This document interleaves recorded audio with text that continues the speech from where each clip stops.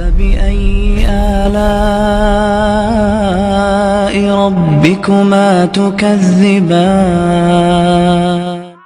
اللہ رب العزت نے قرآن مجید کے اندر ہم تمام ذمہ داروں کو اللہ نے اس بات کا حکم دیا ہے، یا ایھا الذین آمنوا قوا انفسکم واہلیکم نارا، اے ایمان والو، اے مومنو، اے وہ لوگوں جن کا دعویٰ ہے کہ میں ایمان والا ہوں، قوا انفسکم، اپنے آپ کو بچاؤ، اپنے آپ کو بچاؤ۔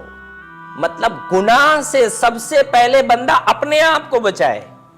خود گندے کام کرتا ہو، خود جھوٹ بولتا ہو، خود سگریٹ پیتا ہو، خود شراب پیتا ہو، خود گھٹیا زناکاری کرتا ہو اور دوسروں کو اس سے منع کرے، سب سے پہلے اپنے اندر سدھار پیدا کرے۔ قوا انفسکم واہلیکم نارا، کس سے بچاؤ؟ آگ سے بچاؤ۔ یعنی انسان اگر اپنے آپ کو آگ سے نہیں بچائے گا، یاد رکھے اس کا انجام بہت برا ہونے والا ہے۔ اس کا انجام اتنا برا ہوگا کہ قیامت کے دن اس کو یہ بات سمجھ میں آ جائے گی۔ آج عالم صاحب اسے بار بار بتاتے ہیں، بار بار سمجھاتے ہیں، بار بار تقریریں سنتا رہتا ہے، کتابیں بھی پڑھتا ہے، قرآن کی آیتیں بھی سنتا ہے، سب کچھ سنتا ہے، اس کو احساس نہیں ہوتا ہے۔ کیوں احساس نہیں ہوتا ہے؟